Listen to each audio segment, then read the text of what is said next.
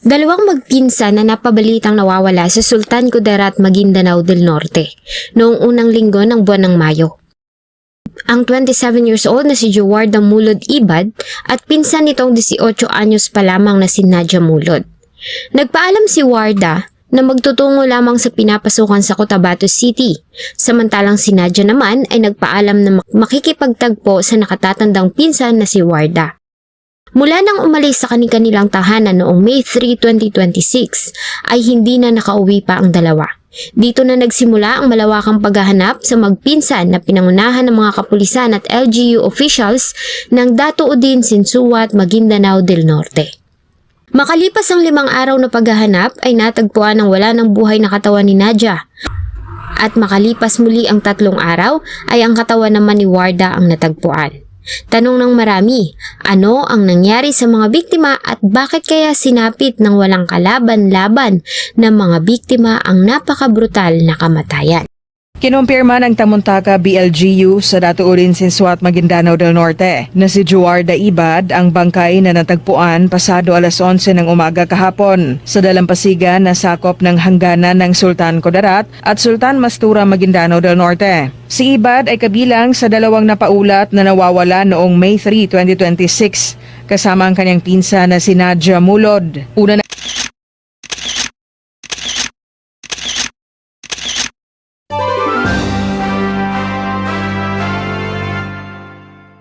Sitio Bruce, Barangay Tamuntaka, Dato Udin Sinsuat, Maguindanao del Norte. Isa ito sa pinakamalaki at sikat na barangay sa bayan ng Dato Udin Sinsuat sa Maguindanao del Norte. Sa lugar na ito naninirahan ang magpinsang Jowarda Mulod Ibad at Nadia Mulod. Si Jowarda o mas kilala sa tawag na Warda ay may asawa na at anak. Simple lang ang pamumuhay ng mag-anak, tulad ng iba ay nagtutulungan ng mag-asawa para matustusan ang kanilang mga pangangailangan. At para makatulong sa asawa ay nagtatrabaho si Warda sa isang salon sa Cotabato City bilang isang manicurista. Habang nagtatrabaho ay naiiwan ang kanilang anak sa pangangalaga ng kanyang ina sa Tamuntaka. Samantala, si Nadia Mulod naman ay isang dalaga. Si Nadia at Warda ay magpinsan, kaya naman malapit ang dalawa sa isa't isa kahit pa nga 9 na taon ang tanda ni Warda dito. Nagsimula ang lahat noong May 3, 2026, araw ng linggo. Ayon sa report, nagpaalam si Warda sa ina na magtutungo sa kanyang pinapasukang salon sa Cotabato City. Sa parehong araw ay nagpaalam naman si Nadia na makikipagkita sa kanyang pinsan na si Warda. Simula nang umalis ang dalawa ay wala nang nakakaalam kung saan ba sila nagpunta. Nalaman din nila na hindi na nakarating si Warda sa Cotabato. Nagsimulang mag-alala ang kanilang mga pamilya nang magsimula ng dumilim, subalit wala pa rin ang dalawa. Ang nakakapagtaka ay hindi nila makontak ang isa man sa mga ito. Nasaan kaya ang magpinsan? Nang hindi makauwi ng magdamag at hindi pa rin makontak ay nagsimula ng maghanap ang kanilang mga pamilya. Inireport na rin nila ang pangyayari sa kanilang barangay at maging sa kapulisan para official na mag-file ng missing person report at magpatulong sa paghahanap. Nangako naman ang pamunuan na magtatalaga ng mga tao na tutulong sa paghahanap. Kasunod nito ay mabilis na kumalat ang larawan ng dalawa sa social media, kalakip ng mga panawagan sa kung sino ang nakakaalam o maaaring may impormasyon sa kinaroroonan ng dalawa. Ang pagkawala ng magpinsan ay isang malaking palaisipan sa kanilang mga pamilya dahil sa wala silang alam na kahit na anong clue na makakapagsabi kung saan nagtungo ang dalawa. Maliban dito ay maayos ang relasyon ng dalawa sa kanilang mga mahal sa buhay at walang anumang dahilan para umalis sa mga ito nang hindi pinapaalam sa kanila kung saan ang mga ito magpupunta. Kaya naman, malakas ang kutob ng pamilya na maaaring may nangyaring masama sa dalawa. Kaya naman hindi na nakauwi ang mga ito. Panawagan ko lang po, gusto ko po na makauwi na siya. Nahihirapan na talaga ako. Ano ba ang huling suot nito?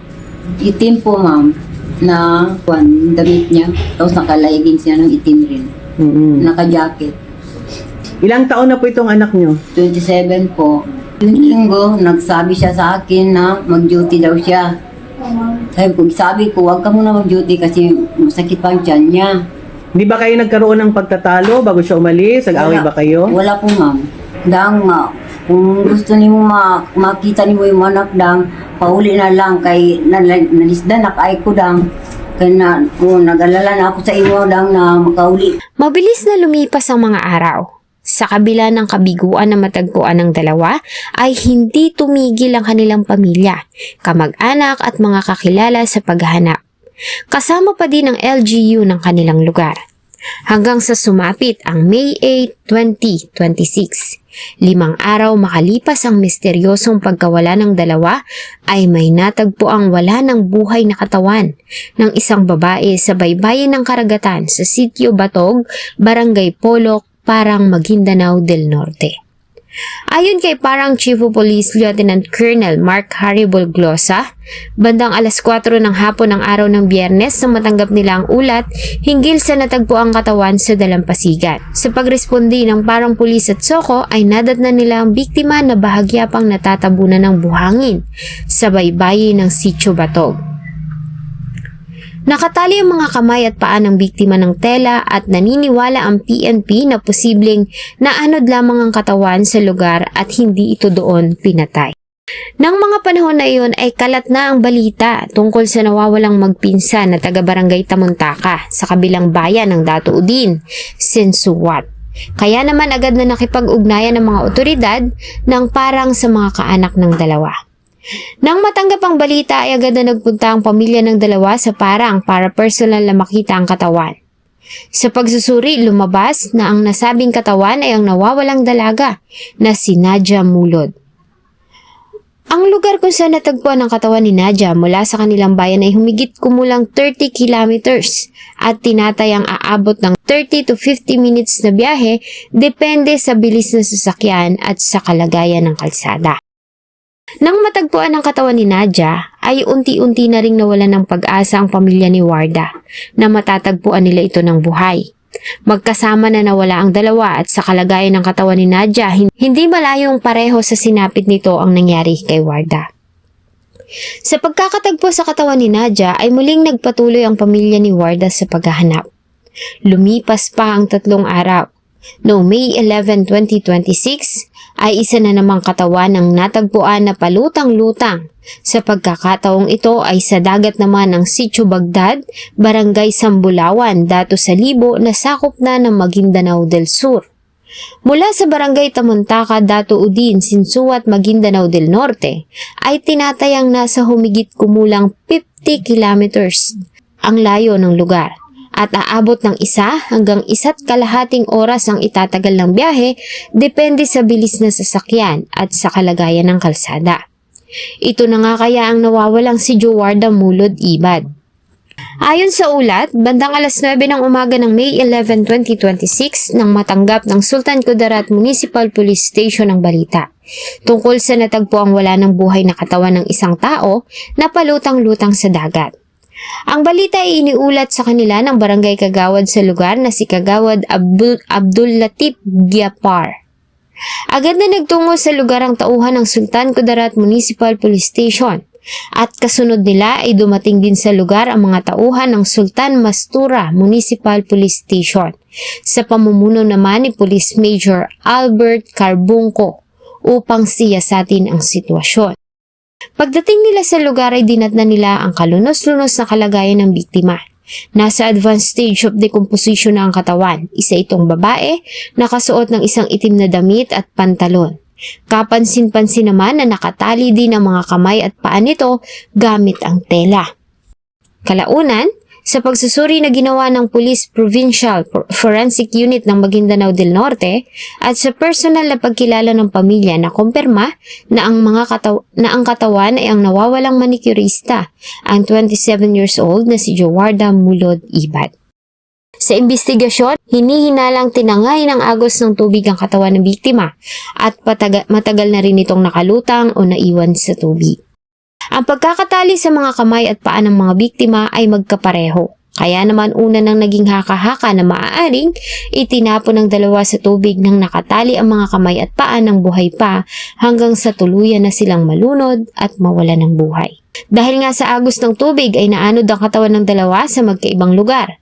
Hanggang ngayon ay palaisipan pa din sa mga pulis ang nangyari sa magpinsan, bagamat may mga usap-usapan na maaari may kinalaman ng krimen sa pinagbabawal na damo. Bagay na pinabulaanan naman ang kanilang pamilya dahil sa simpleng mga tao lang ang mga biktima, kaya naman imposible na magkaroon ng mga ito ng ugnayan na may kinalaman sa nasabing aktibidad.